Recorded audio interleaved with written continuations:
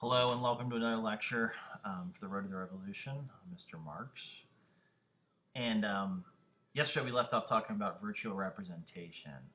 Um, and one of the big topics here, especially with those who are the Whigs, the anti-king, believe that their representation was not fully and directly held in Parliament. Parliament argued that they were virtually represented and that they spoke for all Englishmen.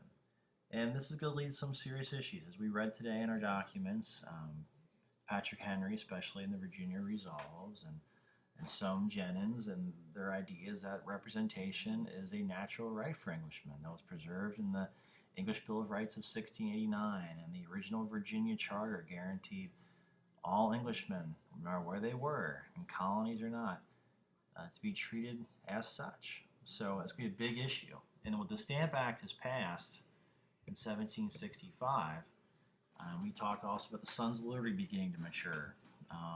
And they're going to use one of the most successful protests and boycotts that we have seen so far.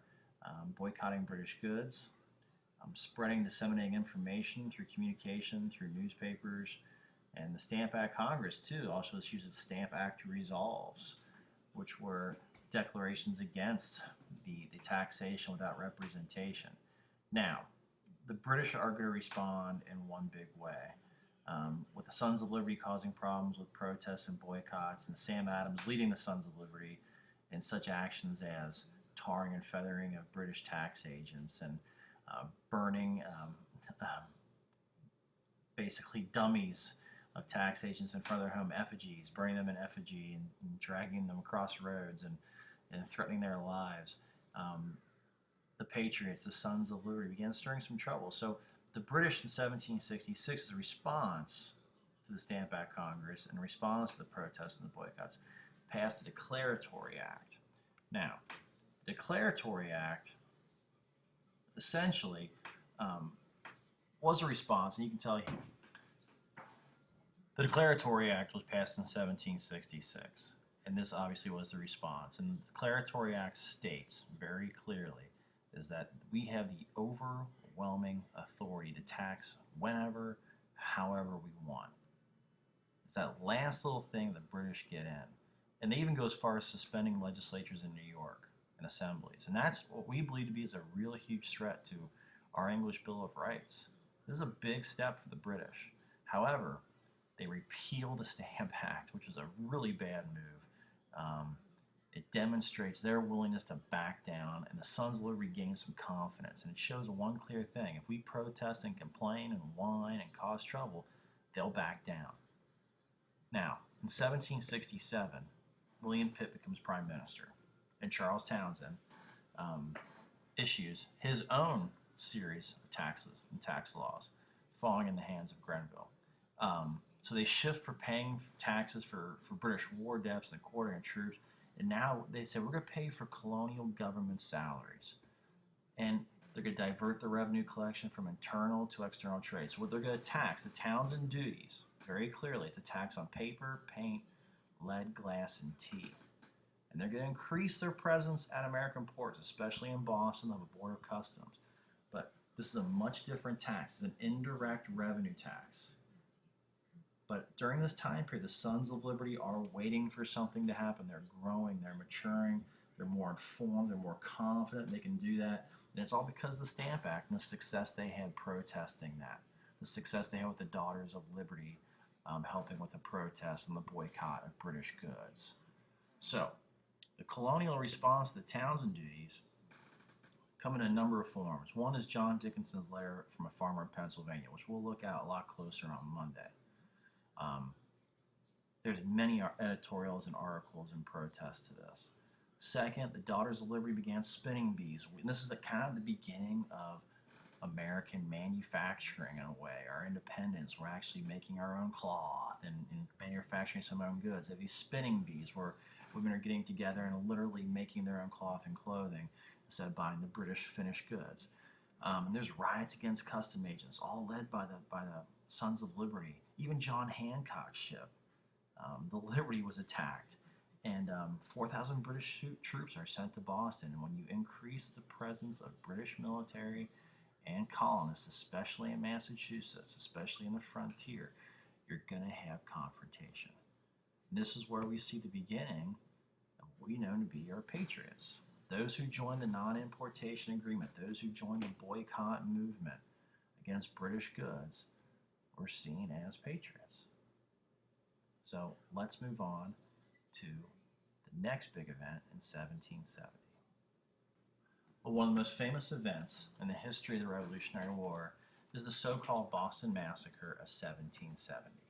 So this is a little resource from Paul Revere to take a look at. In 1770, let's read of this article, there were 4,000 British soldiers in Boston with 15,000 inhabitants. On the evening of March 5th, crowds of day laborers, apprentices, and merchant sailors began to pelt British soldiers with snowballs and rocks. A shot rang out, and then several soldiers fired their weapons.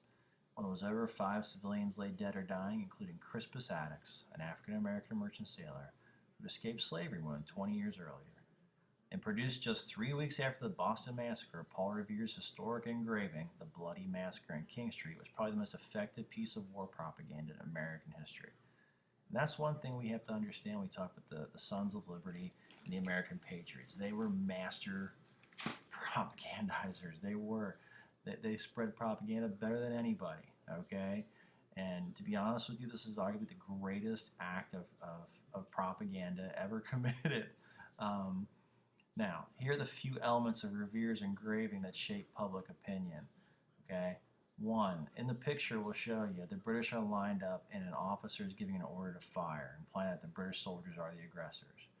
The colonists are shown reacting to the British when in fact they actually attacked soldiers. I mean, what you really had was you had a bunch of people at the end of a long night, probably intoxicated, throwing stuff at a bunch of young soldiers, young guys. They were panicked, they were surrounded, and literally their backs were up against the wall. They were not out in the open like this.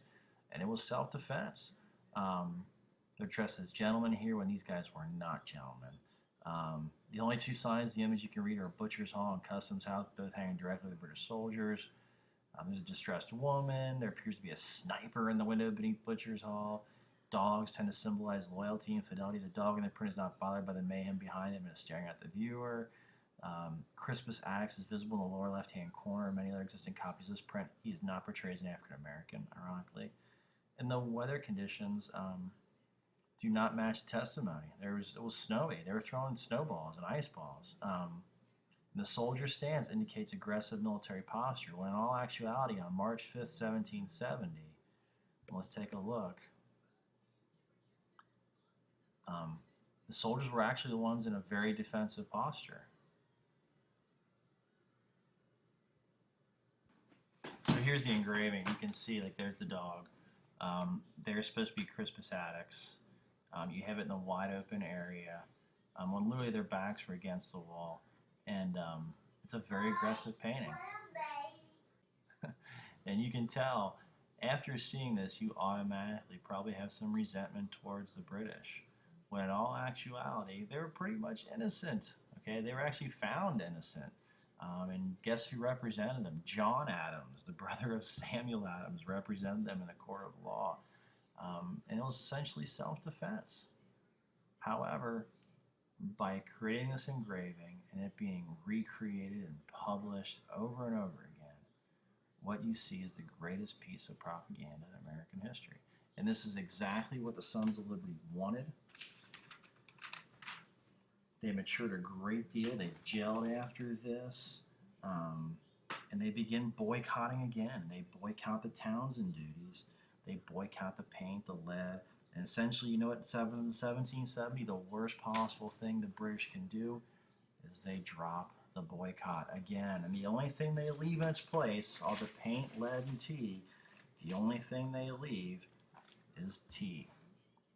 So I'll let you guys imagine what's going to happen next, okay, if you can predict. After the British begin their protests or create the tea, and in fact the Tea Act is the only thing that lets exist in the Townsend duties, guess what's going to happen? You're going to have American patriots boarding ships and having a little tea party in Boston Harbor. So we'll talk a little bit more about that. In 1773, when the Brits pull this one off, it's it's a bad move in a sense, and this is the last draw because after what happens here, the British are going to come down with a heavy hand. The Declaratory Act is nothing compared to what they're going to do after the Tea Act. Now, the Tea Act in 1773 was essentially a way for the British East India Tea Company, which was poorly run, to help eliminate competition. So essentially, what it was, the British think everyone will buy tea if it's actually cheaper. So they essentially try to create a monopoly, and they lower the tax on British tea to try to drive out the competition. But the colonists see it as a way of the British monopolizing. And essentially, what's going to happen, very clear and simply, we're going to protest, we're going to dress up like Indians, and we're going to throw it all in the harbor.